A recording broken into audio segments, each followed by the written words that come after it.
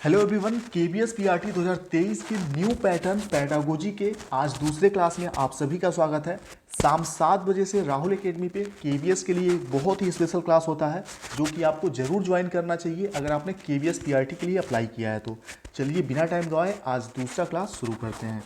आज के क्लास का जो टॉपिक है, कल हमने विकास, परिपक्वता, विकास की अवधारणा, विकास के क्षेत्र, इतने टॉपिक बहुत ही अच्छे से समझा था और आप लोगों ने बहुत अच्छे अच्छे कमेंट किए थे उस वीडियो के कमेंट बॉक्स में। ठीक है, तो आज का जो है वो येलो हाईलाइट किया हुआ जो दिख रहा है आपको, आज हम यही पढ़ने वाले हैं। किशोरावस्था के बारे में पढ़ेंगे, इससे 1 से 2 क्वेश्चन जरूर आएंगे। तो चलिए सीधे आज अपने टॉपिक पे आते हैं। सबसे पहले किशोरावस्था क्या है।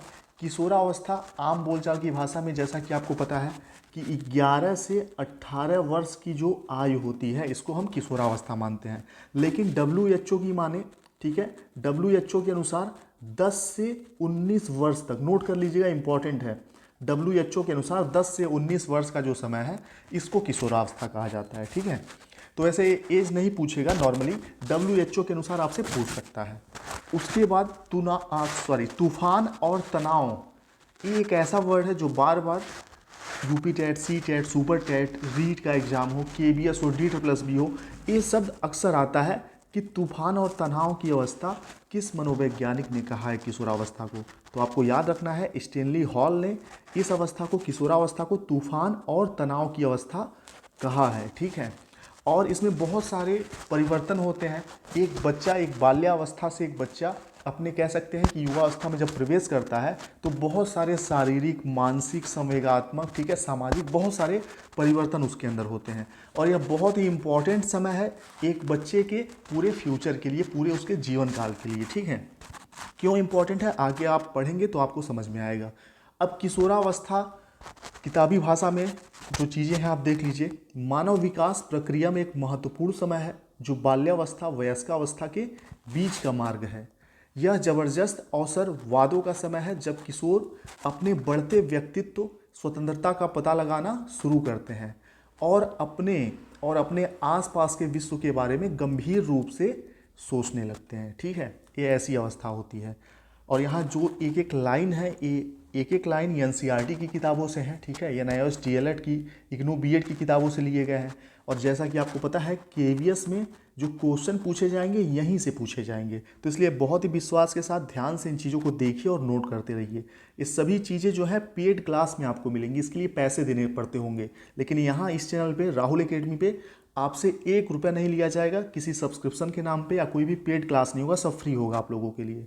अब देखिए, कुल्हन ने कहा है किशोरावस्था के बारे में, किशोरावस्था बाल्यकाल तथा प्रौढ़ावस्था के मध्य अत्यधिक परिवर्तन का संक्रमण काल है। तो ये जो संक्रमण काल वर्ड है, ध्यान रखिएगा, संक्रमण काल किसने कहा है? कुल्हन ने कहा है। तूफान और तनाव का किसने कहा है? स्टेनली हॉल ने कहा है। फैक्ट बेस्ड क्वेश्चन है ये सब। अब किशोरावस्था का अर्थ जान लीजिए। किशोरावस्था लैटिन शब्द एडोलसेरे से लिया गया है जिसका अर्थ होता है परिपक्वता की ओर बढ़ना। ठीक है, जाहिर सी बात है, किशोरावस्था जो होता है यह परिपक्वता की ओर बढ़ने का ही एक, कह सकते हैं, समय होता है। यह एक ऐसा चरण है जो 12 से 18 वर्ष की उम्र के बीच होता है। किशोरावस्था बचपन और वयस्कता के बीच की अवधि है जिसके दौरान एक बच्चा शारीरिक, मनोवैज्ञानिक रूप से, वयस्क रूप से परिपक्व होता है। ठीक है, ये परिपक्वता का काल है, इसमें बच्चा मेच्योर होता है। 12 से 18 वर्ष की आयु में बच्चा क्या होता है? मेच्योर होता है। किशोरावस्था युवावस्था से वयस्कता तक का विकास का अवधि है। यह समय होता है जब बच्चा निर्भरता से स्वायत्तता की ओर बढ़ता है। ठीक है, बाल्यावस्था तक बच्चे माता पिता पे, ठीक है, अपने परिवार पे, समाज पे निर्भर होते हैं, लेकिन जब वह किशोरावस्था में प्रवेश करते हैं तो उनमें स्वायत्तता आ जाती है, यानी कि सेल्फ, कह सकते हैं कि वो खुद से चीज़ें करने लगते हैं, वह दूसरे पे डिपेंड नहीं रहते। उनको किसी भी टॉपिक के बारे में सोचना है, कुछ विचार विमर्श करना है तो खुद से वो कर लेंगे। चलिए, और कल्पनाओं में जीते हैं इस अवस्था में। इस अवस्था को कल्पनाओं भरी दुनिया भी कहा जाता है। ठीक है, किशोरावस्था की विशेषता और विशेषताओं से क्वेश्चन भी बनते हैं, ध्यान से देखिएगा। देखिए, शारीरिक विकास, इस अवस्था की विशेषता, पहली और मुख्य विशेषता है शारीरिक विकास। बहुत सारे शरीर में ऐसे परिवर्तन होते हैं जिसको देखकर इंसान कह सकता है कि यह बच्चा 12-13 साल 15 साल का है, यानी कि किशोर अवस्था में प्रवेश कर चुका है। इसमें शरीर की लंबाई का बढ़ना, ठीक है, और भी बहुत सारी पुरुषत्व नारीत्व के गुण दिखाई देना, ये सारी चीज़ें इसके क्या है, शारीरिक विकास के पहचान है। चलिए, मानसिक तथा बौद्धिक विकास, इस अवस्था की दूसरी क्या है, विशेषता है। इस अवस्था में मानसिक विकास भी तीव्र गति से होता है तथा मस्तिष्क के लगभग प्रत्येक क्षेत्र का पूर्ण विकास होता है। इस अवस्था में मस्तिष्क के जो पूरे जितने पार्ट्स हैं सभी का बहुत अच्छे से डेवलपमेंट होता है।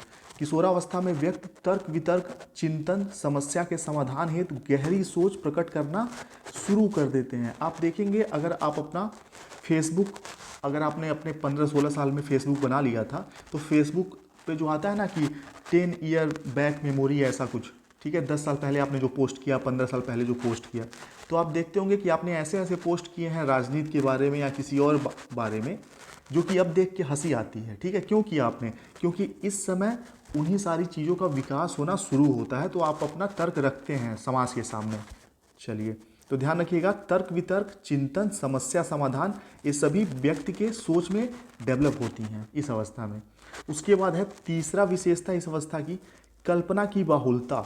इस अवस्था में बच्चा सपनों की दुनिया में रहता है, कह सकते हैं। चांद तारे तोड़ लाने वाली एज है, ठीक है, जैसे आपने चांद तारे वाली गाना सुना होगा, चांद तारा तोड़ने वाला, तो इसी एज में सारी चीज़ें होती हैं। किशोरावस्था की एक विशेषता है कि किशोरावस्था में कल्पना की बहुलता देखने को मिलती है। किशोर कल्पना प्रधान होता है, उसका अधिकांश समय दीवा स्वप्न देखने में व्यतीत होता है। दीवा स्वप्न किशोरों को प्रेरणा देते हैं तथा इस आधार पर वे रचनात्मक कार्य करते हैं।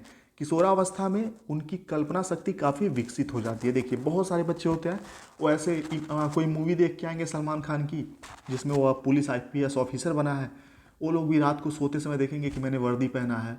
नींद में नहीं, जगे हुए में भी ये सपने देखते हैं कि हमने वर्दी पहना हुआ है, हम ये कार्य कर रहे हैं, अपनी गर्लफ्रेंड को इम्प्रेस करने जाएंगे, ऐसा वैसा बहुत सारी चीज़ें होती हैं। तो कल्पनाओं की बहुलता होती है, ध्यान रखिएगा। नेक्स्ट है आत्म केंद्रित होना। इस अवस्था में बच्चा क्या होता है, आत्म केंद्रित होता है, खुद को ही सब कुछ समझता है। वह मानता है कि मैं पर्याप्त हूँ खुद के लिए, ठीक है। और इस अवस्था में मतलब फैमिली की ज़रूरत नहीं है। गर्लफ्रेंड के बारे में तो सोचता है, दोस्तों के बारे में सोचता है, अपने साथ वालों के, लेकिन फैमिली से वह अलग हो जाता है थोड़े टाइम के लिए। वह सोचता है कि मम्मी पापा के सलाह की उसको बिल्कुल ज़रूरत नहीं है, ठीक है। तो आत्म केंद्रिता होना भी इस अवस्था की एक विशेष समस्या या फिर जो भी कह सकते हैं। इस अवस्था में किशोर दूसरों का ध्यान अपनी ओर आकर्षित करने का प्रयास करते हैं और उनके सोचने का तरीका आत्म केंद्रित होता है। उनको इस बात की परवाह होती है कि लोग उनको कैसे देख रहे हैं, उनके बारे में क्या सोच रहे हैं। इस अवस्था में किसी अगर मतलब युवा अवस्था के बच्चे को आप देख के हंस देंगे तो फिर वो परेशान हो जाएगा, घर जाके बार बार अपना फेस देखेगा, परेशान रहेगा कि आखिर क्यों हंसे लोग उस पर, ठीक है, बहुत सारी चीज़ें। विद्रोह की प्रवृत्ति होती है इस अवस्था में। अगर बच्चे के मन के लायक कोई कार्य नहीं होगा तो क्या होगा, वह विद्रोही बन जाएगा, ठीक है। माफ़ करिएगा, थोड़ा गला खराब है थोड़ा। चलिए नेक्स्ट देखते हैं संवेगात्मक विकास। इस अवस्था में संवेगात्मक इमोशंस का बहुत ही ज़्यादा विकास होता है। तुरंत बच्चा दुखी हो जाएगा, खुश हो जाएगा, छोटी छोटी बातों से उसको बहुत हर्ट होगा, बहुत ज़्यादा फर्क पड़ेगा। और वही बच्चा जब 25 साल 22 साल का हो जाता है तो उसको धीरे धीरे लोगों से हर्ट होना कम हो जाता है। लेकिन इस अवस्था में बहुत जल्दी इंसान हर्ट हो जाता है, उसके सम्मान को ठेस पहुंच जाता है। तो ध्यान रखिएगा, संवेगात्मक विकास सबसे तीव्र गति से इस अवस्था में होती है। और स्थिरता, अब यहाँ पे एक चीज़ आप सोच रहे होंगे इतना लंबा चौड़ा मैं क्यों पढ़ा रहा हूँ। ये जो विद्रोह की प्रवृत्ति, संवेगात्मक विकास और स्थिरता एग्जाम में आए हुए हैं, DSSB KBS में ऑलरेडी पूछे हुए हैं। 4-5 ऑप्शन दे देंगे, ठीक है, और आपको बताना होगा कि किशोरावस्था की कौन सी विशेषता इसमें से नहीं है। तो आप जब सब पढ़े होंगे जब ही बता पाएंगे। अस्थिरता होती है, अस्थिरता होती है, इसका अर्थ ये होता है कि बच्चा किसी भी चीज़ को लेके स्थिर नहीं रहता, बहुत जल्दी जल्दी उसके सोच विचार प्रक्रिया उसकी बदलती रहती है, ठीक है। निर्णय नहीं ले पाता किसी चीज़ के बारे में, मन उसका बहुत चंचल रहता है। थोड़ी देर पहले कुछ और सोचेगा, फिर कुछ देर बाद अपना सोच बदल के कुछ और सोचने लगेगा, ठीक है। तो अस्थिरता होती है। मॉल में शॉपिंग करने, वैसे तो इस एज में भी 25 साल से 30 साल के बीच में भी कोई शॉपिंग करने जाता होगा तो कंफ्यूज तो रहता होगा, लेकिन इस अवस्था में इतना कंफ्यूज इंसान रहता है कि अगर वो कपड़ा खरीदने खुद चला गया बच्चा 12 से 18 साल के बीच वाला, जैसा कि मनोवैज्ञानिक मानते हैं, तो वह कपड़ा नहीं खरीद पाएगा, वह घर चला आएगा, ठीक है। वह कंफ्यूज रहेगा, परेशान रहेगा। तो यह इसकी मुख्य विशेषताओं में से एक है। अब देखिए, स्टेनले हॉल के अनुसार आपको जान लेना चाहिए किशोरावस्था के बारे में, इंपॉर्टेंट है। जैसे कि संज्ञानात्मक विकास का नाम आता है तो जीन पियाजे का नाम अपने आप आ जाता है, ठीक है। कोहलबर्ग का नाम आता है तो नैतिक विकास अपने आप आ जाता है। वैसे ही किशोरावस्था का जब नाम आएगा तो स्टेनले हॉल वहाँ पे आ जाएंगे। किशोरावस्था एक अशांत समय होता है, संघर्ष और मनोभाव में परिवर्तन से पूर्ण होता है। स्टेनले हॉल ने कहा है बाल्यावस्था और किशोरावस्था में संक्रमण का समय अत्यधिक तनाव होता है। संक्रमण के समय अत्यधिक तनाव होता है। स्टेनले हॉल ने फिर कहा है किशोरावस्था बड़े संघर्ष, तनाव, तूफान और विरोध की अवस्था है या काल है, और यही एग्जाम में आता है स्टेटमेंट किसने कहा है, तो आप ध्यान रखिएगा। और एक चीज़ और, कल की क्लास में हमने शीर्षाभिमुख और समीपो दूरस्थ ये दो चीज़ें पढ़ी थी, इससे भी क्वेश्चन आता है, ध्यान रखिएगा।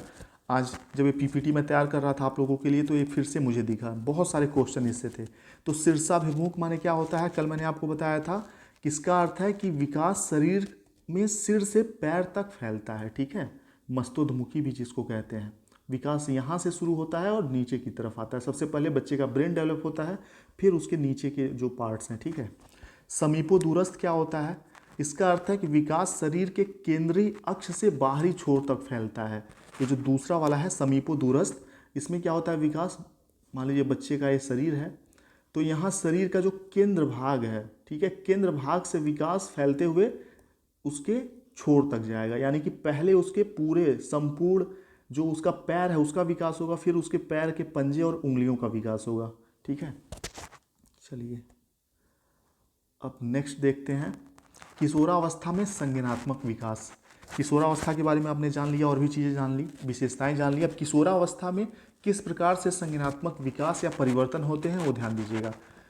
किशोरों के विचार अधिक अमूर्त, तार्किक, आदर्शवादी हो जाते हैं इस अवस्था में। यानी कि अमूर्त चिंतन करना शुरू कर देता है बच्चा, जैसा कि आपने जीन पियाजे की थ्योरी में पढ़ा है।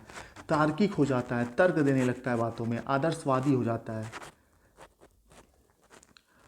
वे अपने स्वयं के विचारों की जांच करने, दूसरे के विचारों का अवलोकन करने और दूसरे उनके बारे में क्या सोचते हैं कि जांच करने में सक्षम हो जाते हैं, ठीक है। इस अवस्था में आप बच्चे को मूर्ख नहीं बना सकते किसी भी टॉपिक को लेके कि वहाँ मत जाना वहाँ भूत है। इस अवस्था में बच्चा बात नहीं मानेगा। चलिए नेक्स्ट है, यह एक ऐसी अवस्था है जिसमें विकासशील पहचान किशोरों को उनकी क्षमताओं में विश्वास प्रदान करता है। किशोरों के कुछ विशिष्ट रुचि होती हैं जो विभिन्न श्रेणियों के भीतर आती हैं, जिनमें से सबसे महत्वपूर्ण है मनोरंजक रुचि, सामाजिक रुचि, व्यक्तिगत रुचि, शैक्षिक रुचि, व्यावसायिक रुचि, धार्मिक रुचि, प्रतिष्ठा, प्रतीकों में रुचि आदि। और ये जो मनोरंजक रुचि हो गया, सामाजिक रुचि, व्यक्तिगत रुचि, शैक्षिक रुचि, ये सब बाल्यावस्था में इसका क्या होता है, अभाव होता है। ये भी आपको ध्यान में रखना है। नेक्स्ट है किशोरों की विकासशील क्षमता उनके संज्ञानात्मक सामाजिक जागरूकता का एक नया स्तर देती है, कोई एक नया स्तर देती है। इस अवस्था के दौरान किशोरों का सोच वास्तविक मूर्त अनुभवों से परे होता है। वे उनके बारे में अमूर्त शब्दों और कारणों में अधिक सोचने लगते हैं, ठीक है। यानी कि मूर्त चिंतन इस अवस्था में नहीं बच्चा करता है, अमूर्त रूप से चिंतन करना शुरू कर देता है, अमूर्त रूप से चीज़ों के बारे में सोचना शुरू कर देता है। चलिए, और उसके मतलब जो अभी थोड़ी देर पहले मैंने आपको बताया कि सपनों की दुनिया में रहने लगता है, तो यही है इसकी विशेषता भी। अब देखिए, तर्क शक्ति का विकास और किशोर पर्यावरण में प्रत्येक चीज की अपने तरीके से व्याख्या करते हैं। किशोर शक्ति का विकास और किशोर पर्यावरण में प्रत्येक चीज अपने तरीके से इसकी व्याख्या करते हैं, जो होते हैं किशोरावस्था के बच्चे। चिंतन अमूर्त हो जाता है, तो आपको ध्यान रखना है कि इस अवस्था में चिंतन कैसा होता है, अमूर्त हो जाता है। एक चीज़ और है, आपने जीन पियाजे की थ्योरी पढ़ी होगी। जीन पियाजे की थ्योरी में जो चौथी अवस्था है औपचारिक संक्रियात्मक अवस्था, या उसी को अमूर्त संक्रियात्मक अवस्था भी कहते हैं, तो वह अवस्था आपको एक बार ज़रूर पढ़ लेना चाहिए। उस अवस्था को आप पढ़ लेंगे तो आप किशोरावस्था से रिलेटेड आपका ये जो टॉपिक है केवीएस पीआरटी का, ये आपको अच्छे से समझ में आ जाएगा, कंप्लीट हो जाएगा। ठीक है, उसमें संज्ञानात्मक विकास पे सबसे अच्छे तरीके से जीन पियाजे ने बताया है। और उसके बाद कोहलबर्ग का आप अगर तीसरा अवस्था पढ़ लेंगे, उत्तर पारंपरिक अवस्था, उत्तर पारंपरिक अवस्था, परंपरागत अवस्था, ठीक है, तो भी आपको बहुत ही ज़्यादा हेल्प मिलेगा। कोहलबर्ग ने नैतिक विकास के बारे में, किशोरावस्था के बारे में, जो उनकी तीसरी अवस्था है उसमें बताया है कि एक किशोर बच्चे का, एक टीन एज बच्चे का नैतिक विकास कैसे होता है, क्या होता है। ठीक है, चलिए, और एक चीज़ और है, चैनल से जुड़ जरूर जाइएगा सब्सक्राइब करके। और एक छोटा सा रिक्वेस्ट और है, वैसे करते हुए अच्छा नहीं लगता कि वीडियो को थोड़ा ऐसे शेयर मत करिए, कम से कम जो लोग आपके साथ के केवीएस की तैयारी कर रहे हैं, फेसबुक पे आपके फ्रेंड हैं या कहीं भी हैं, उनसे कम से कम राहुल एकेडमी के बारे में इतना बता दीजिए कि यहाँ क्लासेस स्टार्ट हो गई हैं और टॉपिक वाइज चीज़ें कराई जा रही हैं, वो भी बिल्कुल फ्री में, कोई आपसे फीस वगैरह भी नहीं ली जाएंगी। ठीक है, कोई सब्सक्रिप्शन वगैरह ये सारी चीज़ें नौटंकियाँ नहीं होंगी, बस आपको सारे क्लास मिलेंगे 7 बजे से। तो कम से कम इतना अपने फ्रेंड से आप बता सकते हैं, बताएंगे तो मेरे लिए थोड़ा अच्छा होगा।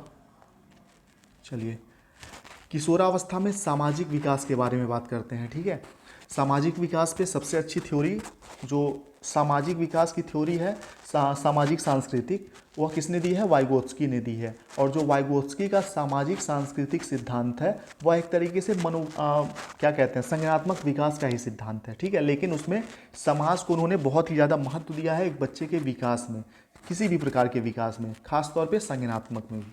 चलिए, किशोरावस्था में सामाजिक विकास, सामाजिक क्षेत्र में किशोर अपने पारस्परिक संबंधों में बहुत अधिक परिवर्तन से गुजरते हैं। वे समाज और उसके विविध प्रभावों को समझने लगते हैं इस अवस्था में। ठीक है, किशोरावस्था एक ऐसी अवस्था है जब बच्चे अपने साथियों के समूहों के सक्रिय सदस्य बन जाते हैं। एक सक्रिय सदस्य होने के नाते वे अपने साथियों के साथ अधिक समय बिताना पसंद करने लगते हैं और अपने स्कूल की गतिविधियों के बारे में बात करना शुरू कर देते हैं। इस अवस्था में जब बच्चे बड़े होते हैं तो सामाजिक गतिविधियों में भाग लेना शुरू कर देते हैं। ठीक है, उनको बड़ा मज़ा आता है सामाजिक गतिविधियों में भाग लेना। बचपन में देखा गया है कि माता पिता पर निर्भरता किशोरावस्था में दोस्त और साथियों पर निर्भरता में बदल जाती है। बाल्यावस्था में बच्चे अपने माता पिता पर निर्भर रहते हैं, लेकिन किशोरावस्था में जाने के बाद अपने फ्रेंड्स के साथ और अपने जो उनके साथी होते हैं और भी उन पर निर्भर होने लगते हैं। सहकर्मी समूह, सहकर्मी समूह बच्चों के सामाजिकरण और विकास में महत्वपूर्ण भूमिका निभाते हैं। अब ये वर्ड जो है सहकर्मी समूह, यहाँ से भी क्वेश्चन बनता है, सहकर्मी समूह क्या है? पीयर्स ग्रुप, यानी कि बच्चों के देख सकते हैं जो साथ वाले हैं, जो उनके क्लासमेट हैं या उनके एज के लोग हैं, उसी को सहकर्मी समूह कहा जाता है। ठीक है, और सहकर्मी समूह का किशोरावस्था में बहुत इंपॉर्टेंट रोल होता है। बहुत सारी चीज़ें वे अपने साथ वाले बच्चों के साथ सीखते हैं। वैसे इसका प्रभाव नकारात्मक भी हो सकता है। बच्चे का अगर फ्रेंड, बच्चे के जो साथ वाले हैं वो बियर पिएंगे तो बच्चा भी बियर पीना शुरू कर देगा। ठीक है, लेकिन नेगेटिव के साथ बहुत सारे पॉजिटिव पॉइंट्स भी हैं सहकर्मी समूह के, पीयर्स ग्रुप के, ध्यान रखिएगा। सहकर्मी समूह बच्चों के सामाजिकरण और विकास में महत्वपूर्ण भूमिका निभाते हैं, लेकिन कभी कभी सहकर्मी समूह नकारात्मक प्रभाव छात्रों के शैक्षणिक प्रदर्शन को भी प्रभावित करता है। ठीक है, कभी कभी नेगेटिव इसका फर्क पड़ता है, लेकिन मैक्सिमम टाइम पॉजिटिव फर्क देखने को मिलता है। सहकर्मी समूह परिवार से अधिक महत्वपूर्ण हो जाते हैं और कभी कभी भोजन के चयन पर भी उनका प्रभाव पड़ने लगता है। ठीक है, सहकर्मी समूह के बारे में ये चीज़ आप याद रखिएगा, पीयर्स ग्रुप के बारे में।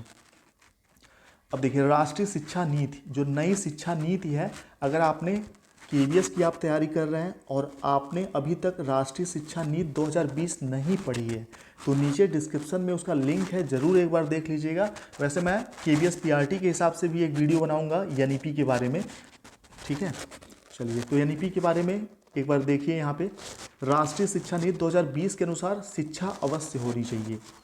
शिक्षा अवश्य होनी चाहिए, कैसी होनी चाहिए? ध्यान दीजिए, 21वीं सदी के आकांक्षी लक्ष्यों के साथ गठबंधन किया जाए, शिक्षा ऐसी होनी चाहिए। तर्कसंगत विचार कार्य करने में सक्षम अच्छे इंसानों का विकास करना शिक्षा का उद्देश्य होना चाहिए एनईपी के अनुसार। नेक्स्ट है पूछताछ संचालित, खोज उन्मुख, शिक्षार्थी केंद्रित, चर्चा आधारित, लचीला और निश्चित रूप से सुखद होना चाहिए शिक्षा। ठीक है, ध्यान रखिएगा। समस्या समाधान, गहन चिंतन, वैज्ञानिक स्वभाव, सृजनात्मक कल्पना, ध्वनि, नैतिक आधार और मूल्यों पर ध्यान केंद्रित करने वाली शिक्षा होनी चाहिए। प्रायोगिक शिक्षा होनी चाहिए। प्रायोगिक शिक्षा को अपनाना जिससे व्यवहारिक शिक्षा, कला एकीकृत और खेल एकीकृत शिक्षा, कहानी आधारित शिक्षा शास्त्र आदि शामिल होने चाहिए। एनईपी 2020 रटकर अधिगम करने को बढ़ावा नहीं देती है, केवल पाठ या पूर्व निर्धारित विषय वस्तु के आधार पर अधिगम को बढ़ावा देता है, बल्कि एनईपी 2020 वास्तविक जीवन के अनुभव से सीखने पर बल देता है। ठीक है, तो ध्यान रखिएगा कि यह रटकर सीखने और जो पहले से विषय वस्तु बना दिया गया है सिर्फ उसी से पढ़ने पर बल नहीं देता। यह किस पर बल देता है? जीवन के वास्तविक अनुभव पर देता है। वास्तविक अनुभव सीखने पर बल देता है। तो ये पॉइंट्स याद रखिएगा, इससे क्वेश्चन बनने वाले हैं। किशोर कार्यक्रम, किशोर शिक्षा कार्यक्रम एक कार्यक्रम है AEP। ठीक है, इससे भी DSSB में पेडागोजी में क्वेश्चन आए हुए थे। किशोर शिक्षा कार्यक्रम AEP क्या है, इसका उद्देश्य क्या है, वो ध्यान से देखिए, इसके उद्देश्य से ही क्वेश्चन बनते हैं। स्कूली पाठ्यक्रम और शिक्षा पाठ्यक्रमों में किशोर शिक्षा तत्वों का एकीकरण सुनिश्चित करना। AEP कार्यक्रम का क्या उद्देश्य है कि जो किशोर अवस्था के बच्चों का सिलेबस है उसमें किशोरों के बारे में अधिक से अधिक चीज़ें बताई जाएं, पढ़ाई जाए, जो उनकी समस्याएं हैं शारीरिक रूप से और भी सारी चीज़ें। जीवन कौशल विकास के लिए गतिविधियों का आयोजन करना, छात्रों के बढ़ने की प्रक्रिया में HIV, एड्स और मादक पदार्थों की बुराइयों के बारे में सटीक जानकारी प्रदान करना इस कार्यक्रम का उद्देश्य है। HIV, एड्स और मादक द्रव्यों के सेवन सहित ARSH मुद्दों के प्रति स्वस्थ दृष्टिकोण, जिम्मेदार व्यवहार विकसित करने के लिए छात्रों में आवश्यक जीवन कौशल विकास करना AEP कार्यक्रम का क्या है? उद्देश्य है। ये चीज़ ध्यान रखिएगा। इसको हिंदी में किशोर शिक्षा कार्यक्रम कहा जाता है। बाल्यावस्था के बारे में देख लीजिए। बाल्यावस्था खेल, कल्पना, मासूमियत से जुड़ा एक दौर है। यह जीवन की महत्वपूर्ण अवस्था है और इसमें वृद्धि और विकास के आवश्यक पहलू शामिल होते हैं जो पूरे जीवन काल के लिए महत्वपूर्ण होते हैं। रॉस ने बाल्यावस्था के बारे में क्या कहा है वो ध्यान से देख लीजिए।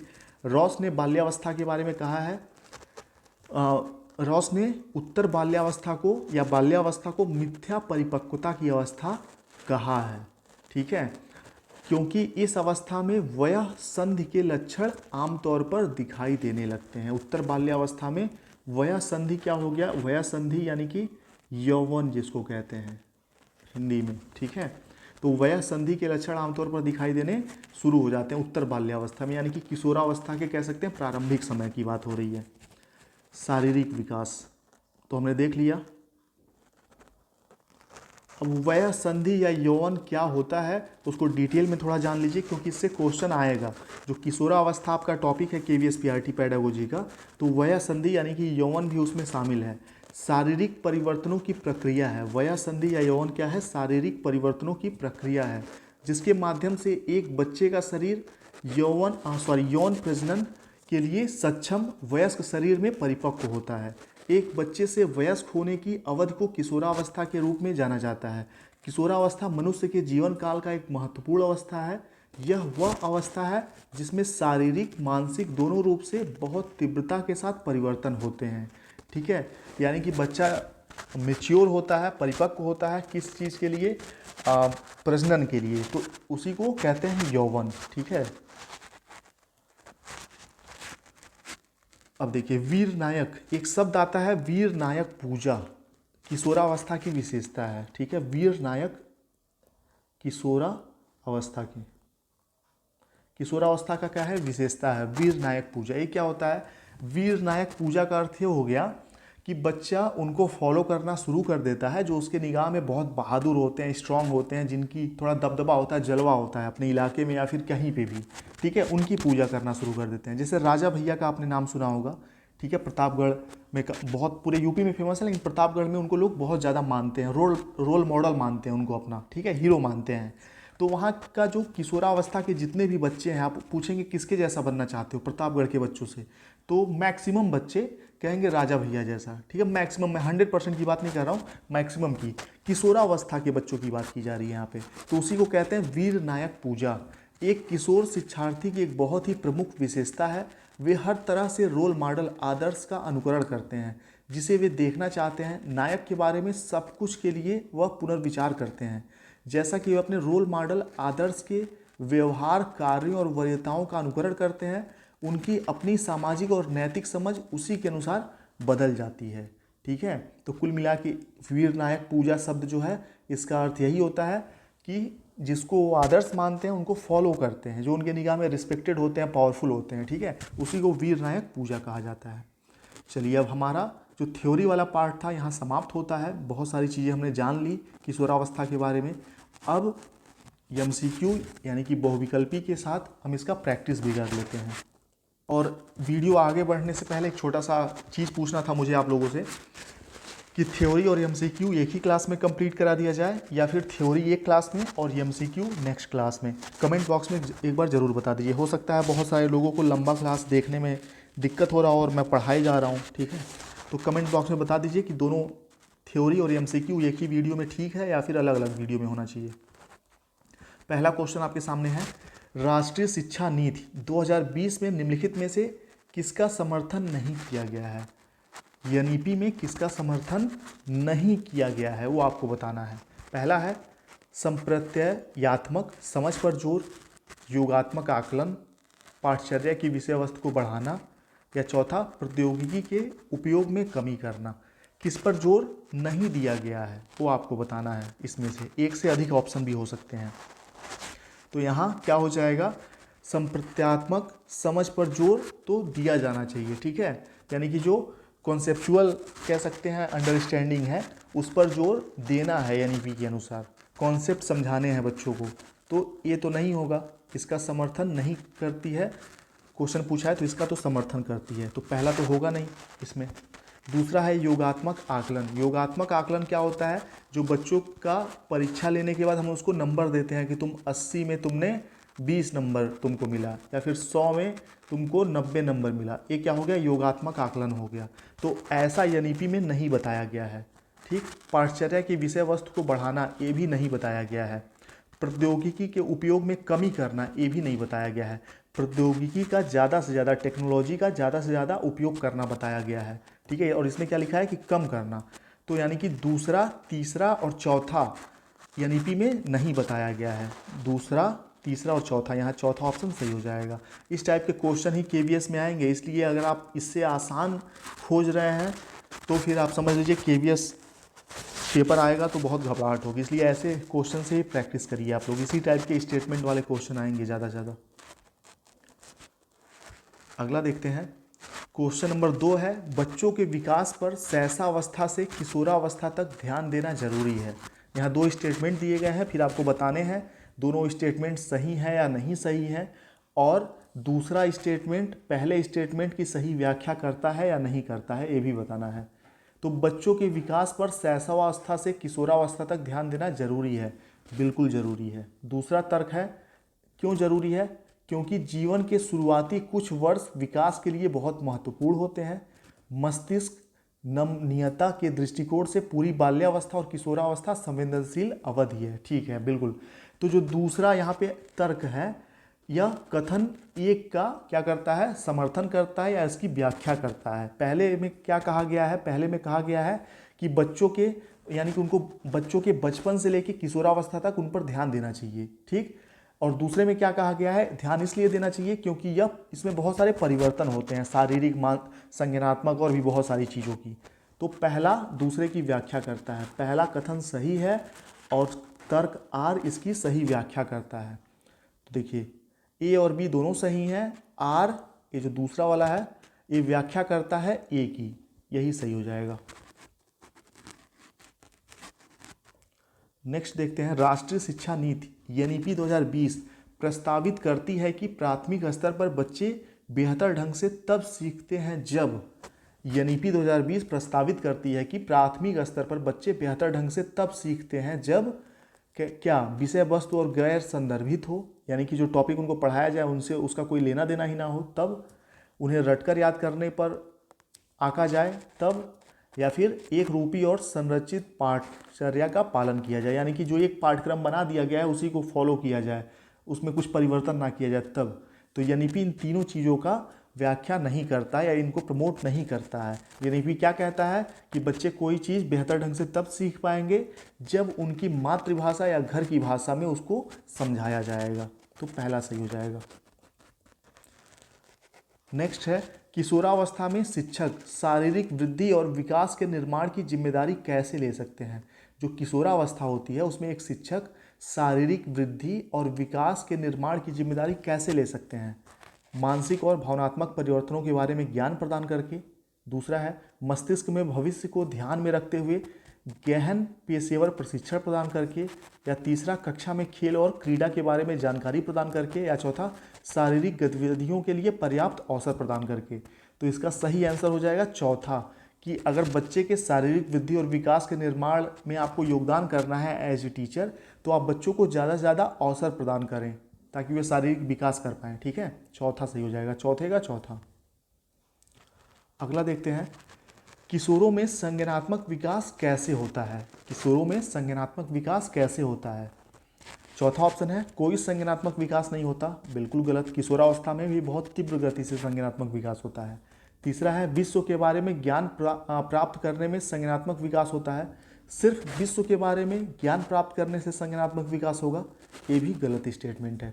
दूसरा है, संज्ञानात्मक विकास पहले से ही हो चुका होता है, यानी कि बाल्यावस्था शैशवावस्था में ही कंप्लीट हो जाता है संज्ञानात्मक विकास, ये भी गलत है। यानी कि पहला सही हो जाएगा, संज्ञानात्मक विकास मुख्य रूप से धारणा, तार्किक समस्या और तर्क संचालन के क्षेत्रों में होता है। ठीक है, किशोरों में संज्ञानात्मक विकास कैसे होता है, तार्किक समस्या, तर्क संचालन के क्षेत्रों में होता है, ध्यान रखिएगा।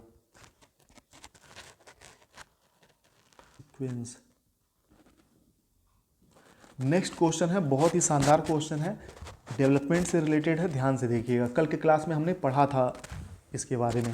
निम्नलिखित में से कौन सा कथन असत्य है, यानी कि जो कथन असत्य है वो हमको बताना है।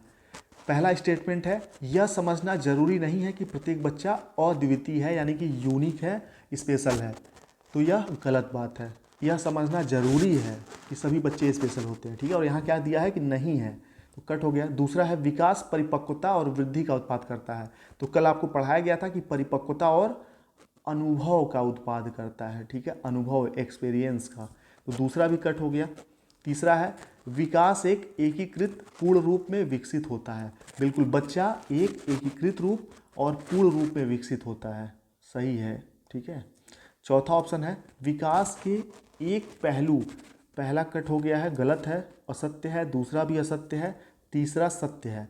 चौथा देखते हैं, विकास के एक पहलू में किसी समस्या की विकास के एक पहलू में किसी समस्या की दूसरे को प्रभावित करने की संभावना होती है।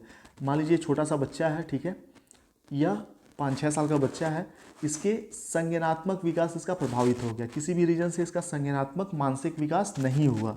मान लीजिए मंदबुद्धि बच्चा है, तो क्या इसका संज्ञानात्मक विकास नहीं हुआ, तो इसका संज्ञानात्मक विकास इसके नैतिक विकास, इसके सामाजिक विकास, इसके शारीरिक विकास को प्रभावित करेगा?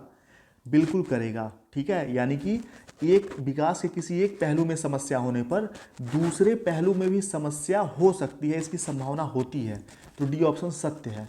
चौथा है, विकास एक अनुक्रमिक प्रक्रिया है, यानी कि विकास, डेवलपमेंट जो होता है वो सीक्वेंस में होता है। तो बिल्कुल सीक्वेंस में ही होता है, ये भी सत्य है।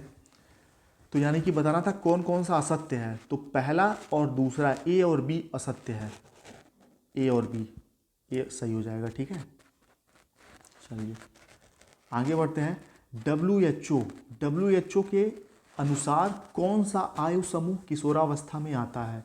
तो WHO के अनुसार कौन सा आयु समूह किशोरावस्था में आएगा, तो मैंने आपको बताया है 10 से 19 साल। नेक्स्ट क्वेश्चन देखते हैं। यह क्वेश्चन आपके लिए क्या है, होमवर्क है या क्लास वर्क, आप समझ सकते हैं इसको। यह क्वेश्चन, इसका आंसर आप लोगों को करना है। किशोरावस्था आपने पढ़ा डिटेल में, मुझे भी पता चलना चाहिए कि आपको समझ में आया कि नहीं आया। ठीक है, कमेंट करके अभी वीडियो को रोकिए और कमेंट करके बताइए फटाक से। किशोरों की निम्नलिखित में से कौन सी विशेषताएं हैं।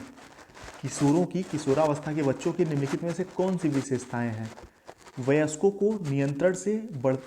के नियंत्रण से बढ़ती स्वतंत्रता, पहला ऑप्शन था।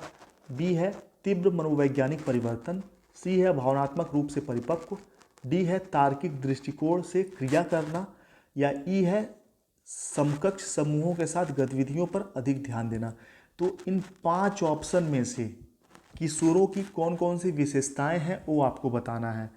ए और बी सही है, ए बी सी तीनों सही है, या ए बी और डी सही है, या फिर ए बी और ई सही है, आपको बताना है। चलिए यहाँ पे 5 ऑप्शन हैं, पांचों में से कौन कौन से किशोरों की विशेषताएं हैं वो आप बताइए, कमेंट करके बताइए कि पहला ए और बी सही है, दूसरा ए बी सी सही है, तीसरा ए बी डी सही है, या चौथा ए बी और ई सही है। कौन कौन सा सही है, कमेंट नाउ जल्दी से। कमेंट बॉक्स में पिन भी कर दूंगा, या नेक्स्ट क्लास में जो आज का होमवर्क है वो नेक्स्ट क्लास में आपको उसका आंसर बता दिया जाएगा। कमेंट बॉक्स में तब तक आप लोग बताइए। सहकर्मी समूह यानी कि पीयर्स ग्रुप, जो पीयर ग्रुप जिसको मैंने बताया आपको अभी थोड़ी देर पहले, तो सहकर्मी समूह किशोरों में सामाजिक कौशल को कैसे बढ़ावा दे सकते हैं, यानी कि जो उनके फ्रेंड होते हैं, दोस्त होते हैं, वो कैसे सामाजिक कौशल को बढ़ावा दे सकते हैं। दोस्ती के माध्यम से किशोर गैर जिम्मेदार और वाचाल हो जाते हैं, बिल्कुल गलत। दोस्ती के माध्यम से किशोर जिम्मेदारी विकसित नहीं करते हैं, बिल्कुल गलत। दोस्ती के माध्यम से किशोर एक निसंदेह और आराम से जीवन जीते हैं, बिल्कुल गलत। चौथा है दोस्ती के माध्यम से किशोर रचनात्मक पारस्परिक कौशल विकसित करते हैं। पारस्परिक कौशल विकसित करने का मतलब ये हुआ कि मान लीजिए 2 बच्चे हैं, ठीक है, दोनों की आपस में बहुत ही गहरी दोस्ती है। एक बच्चे का मैथ्स बहुत अच्छा है, दूसरे बच्चे का इंग्लिश बहुत अच्छा है, तो ये क्या करेगा, इंग्लिश इसको सिखा देगा और ये मैथ्स इसको सिखा देगा। अक्सर ऐसा होता है, ठीक है। पॉजिटिव वे में देखें, नेगेटिव वे में देखना है तो बहुत सारी बुराइयां भी सिखा देते हैं, ट्रांसफ़र कर देते हैं, लेकिन पारस्परिक कौशल विकसित करने का अर्थ यही हुआ। तो यही चौथा ऑप्शन सही हो जाएगा। क्वेश्चन नंबर 10 देखिए, किशोरावस्था में किसके माध्यम से समाजीकरण की प्रक्रिया को तेज किया जाता है? किशोरावस्था में किसके माध्यम से समाजीकरण की प्रक्रिया को तेज किया जाता है? परिवार उन्मुखीकरण, धार्मिक संबद्धता, स्कूल प्रणाली, या सहभागी समूह परस्पर क्रिया। तो यहाँ पे क्वेश्चन नंबर 10 का सही आंसर हो जाएगा तीसरा जो दिया हुआ है, ए, सी और डी, यानी कि परिवार जो होता है समाजीकरण का कह सकते हैं प्राथमिक एजेंसी भी है, ठीक है। उसके बाद जो स्कूल प्रणाली है, इससे समाजीकरण तेजी से किया जा सकता है। सहभागी समूह या उनके जो दोस्त होते हैं उसके माध्यम से भी समाजीकरण तेजी से किया जाता है, लेकिन धार्मिक संबद्धता से समाजीकरण तेजी से नहीं किया जा सकता। तो यहाँ पे बी वाले ऑप्शन को छोड़ के बाकी सब सही हैं, ए, सी और डी तीसरा। यह जो क्वेश्चन है एनवीएस नवोदय विद्यालय शिक्षक भर्ती में आ चुका है, ध्यान से देखिएगा, बहुत इंपॉर्टेंट है, एनसीईआरटी के बारे में है। एनसीईआरटी द्वारा आयोजित राष्ट्रीय पाठचर्या की रूपरेखा जो एनसीएफ होता है, ठीक है, उसकी समीक्षा, एनसीएफ की समीक्षा पर विचार विमर्श के दौरान किसी किशोर लड़की द्वारा सुझाए गए क्या विशिष्ट उपाय थे? जब एनसीएफ आप डिटेल में पढ़ेंगे तो यहाँ एक लड़की, वहाँ पे बताया गया है कि जब इसकी बैठक हो रही थी तो एक लड़की ने एक लेटर के माध्यम से एक बहुत ही स्पेशल सुझाव दिया था कमेटी को, एनसीएफ की कमेटी को, और उसको उन्होंने अप्लाई भी किया, उन लोगों ने, कमेटी के लोगों ने। वह सुझाव क्या था वो आपको बताना है। तो 11वें का सही आंसर हो जाएगा बिना टाइम गवाए चौथा, लड़कों में लड़कियों के प्रति उनके व्यवहार के बारे में अधिक आत्म जागरूकता पैदा करना, ठीक है, यह सुझाव दिया गया था। चलिए नेक्स्ट है किशोरावस्था क्या है? 12वां क्वेश्चन, किशोरावस्था क्या है? किशोरावस्था व्यक्ति के अंतर्निहित गुणों को प्रकट करने की अवधि है, ये भी ठीक है। दूसरा है किशोरावस्था कई संरचनाओं और कार्यों को एकीकृत करने की जटिल प्रक्रिया है, ठीक है, होल्ड करते हैं।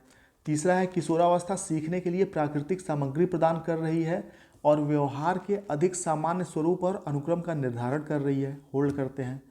12वें का चौथा ऑप्शन है किशोरावस्था तीव्र विकास की अवधि है, जब युवा लोग कई नई क्षमताएं प्राप्त करते हैं और नई चुनौतियों का सामना करते हैं। तो ऑप्शन पढ़ के ही अपने आप लग जाता है कि ए सही होगा। और कोई भी क्वेश्चन आप पढ़ते हैं एग्जाम में 4 ऑप्शन पढ़िए और ऑप्शन पढ़ते ही जो आपको सबसे पहली बार सही लगे वही सही होता है। कई बार क्या होता है, आपको सही तो चौथा लगता है, फिर सोचते हैं यार चौथा नहीं सही होगा, ही सही होगा, तीसरा पे गोला फिल कर देते हैं या टिक मार देते हैं। ठीक है, तो ऐसा नहीं है। जो आपको क्वेश्चन पढ़ने के बाद सबसे पहली बार में लगता है कि यह सही है, वही सही होता है।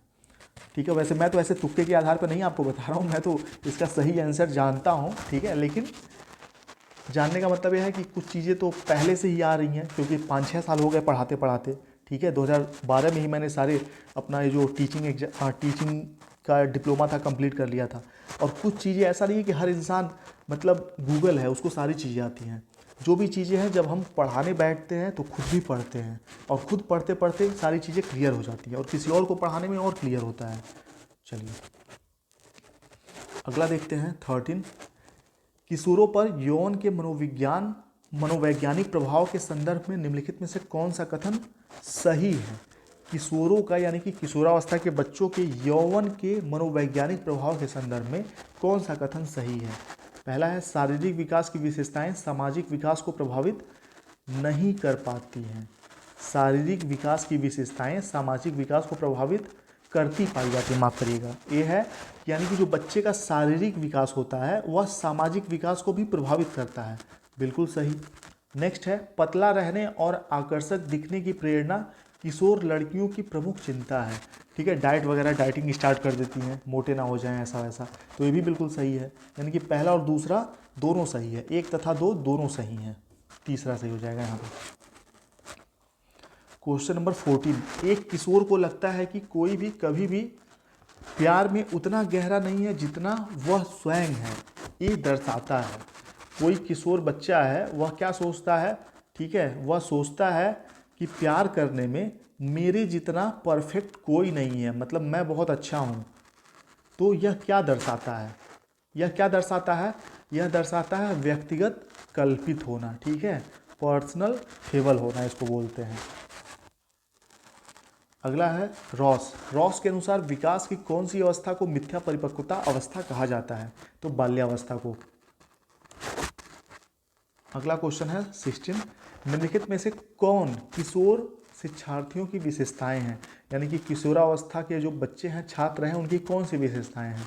वे अक्सर द्विस्वप्नात्मक में लिप्त रहते हैं, दीवा स्वप्न में लिप्त रहते हैं, बिल्कुल सही बात है। वे इस स्तर पर वीर नायक पूजा देखी जाती है, बिल्कुल, अभी मैंने आपको बताया था वीर नायक पूजा क्या होती है। तीसरा है, वे समूहों गिरोहों में रहना पसंद करते हैं, बिल्कुल सही। वे भावनात्मक रूप से स्थिर होते हैं, तो ध्यान रखिएगा किशोर भावनात्मक रूप से स्थिर नहीं होते हैं। पांचवा है, विपरीत लिंग के प्रति आकर्षित होते हैं, बिल्कुल सही है। छठवां है, वे समूह की अपेक्षाओं और दबावों के संबंध में स्थिर हैं, तो बच्चे स्थिर नहीं हैं। तो यहाँ पे पहला, दूसरा, तीसरा और पांचवा, पहला, दूसरा, तीसरा और पांचवा किशोर शिक्षार्थी के बारे में सही है, तो दूसरा सही हो जाएगा, पहला, दूसरा, तीसरा और पांचवा। चलिए अगला क्वेश्चन देखते हैं। विद्यालय बच्चों के समाजीकरण की एक क्या है। अब देखिए यहाँ पे जो बच्चों के समाजीकरण की एजेंसीज हैं उसके बारे में नेक्स्ट क्लास में हम पढ़ने वाले हैं कि बहुत सारी समाजीकरण की एजेंसी हैं, जैसे विद्यालय हो गए, एनजीओ हो गए, हमारा परिवार हो गया, हमारा समाज हो गया, ठीक है, कोचिंग हो गया, और भी बहुत सारी चीज़ें। ये क्या है, समाजीकरण की एजेंसीज हैं। प्राथमिक और द्वितीयक 2 प्रकार की सामाजिक एजेंसी होती हैं, और बच्चों के शिक्षा में उनका बड़ा इंपॉर्टेंट रोल होता है, सामाजिकरण में, नैतिकता विकास में, और भी बहुत सारी चीज़ों में। तो कल वाली क्लास में हम सामाजिकरण के बारे में ही पढ़ेंगे, और आपके टॉपिक में है KVS PRT के। तो क्वेश्चन है, विद्यालयी बच्चों के समाजीकरण की एक क्या है। विद्यालय जो है बच्चों के समाजीकरण की क्या है, प्राथमिक संस्था या माध्यमिक संस्था। तो इसका सही आंसर हो जाएगा माध्यमिक संस्था या सेकेंडरी, यानी कि कह सकते हैं द्वितीयक संस्था है। और परिवार क्या है, परिवार बच्चों का क्या है, समाजीकरण का कौन सा संस्था है, तो प्राथमिक संस्था है। चलिए मिलते हैं आप लोगों से नेक्स्ट वीडियो में। और किसी को भी अगर PDF नोट्स चाहिए, कंप्लीट PDF नोट्स, इसमें मैथ सब्जेक्ट छोड़ के सारी चीज़ें मिल जाएंगी KVS PRT के लिए, बिल्कुल लेटेस्ट पैटर्न पे बनाई हुई, तो आप इस नंबर पे मैसेज कर सकते हैं। 290 इसकी फ़ीस है PDF की, ठीक है। ये उन लोगों के लिए बहुत ही स्पेशल होगा जो जॉब करते हैं, हाउस वाइफ हैं, ठीक है, उनको टाइम नहीं मिल पाता कि वो बहुत सारे वीडियोस देख पाएँ या ऐसा, तो कंप्लीट एक शॉर्ट में आपको नोट्स मिल जाएगा, बहुत ही परफेक्ट, सिर्फ 290 फीस पे करके, ठीक है। इसकी फ़ीस वैसे बढ़ने वाली है, 499 होने वाली है, लेकिन अभी फ़िलहाल 290 ही इसकी फ़ीस है प्रेजेंट टाइम में। तो आप मैसेज कर सकते हैं इस नंबर पे।